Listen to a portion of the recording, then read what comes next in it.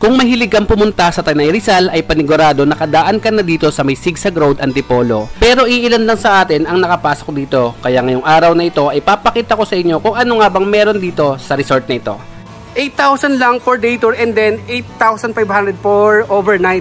Good for 20 packs. Tignan nyo kung gano'ng kalaki yung pool. 3 to 5 feet. Tapos may sarili kayong padulasan. And then yung rooms, may dalawang rooms. Fully aircon. Tignan nyo yung rooms mga sadik. Ayan o. Tapos may sarili kayong CR dito. Tapos may fridge and then may fully aircon naman siya. So ito naman yung pangalawang room. 4 na bed. 5. 8,500 lang. Ang laki. Tapos fully aircon pa. Ang lawak mga sadik. Ayan o. Tapos may sarili kayong CR din. Comfort room. Goods in the hood na yan o.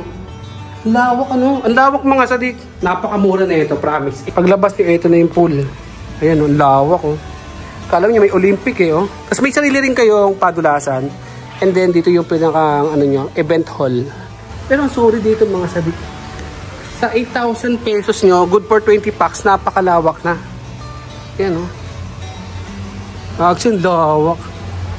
Kung mag-rent naman kayo ng video okay mga sadik is 1,000 lang po yung additional nyo. Pupuntahan nyo to mga sadik sa Real Cove. Ito yung mga OG na rito na resort sa Antipolo. Ito yung mga nauna talaga na sumasabay hanggang ngayon.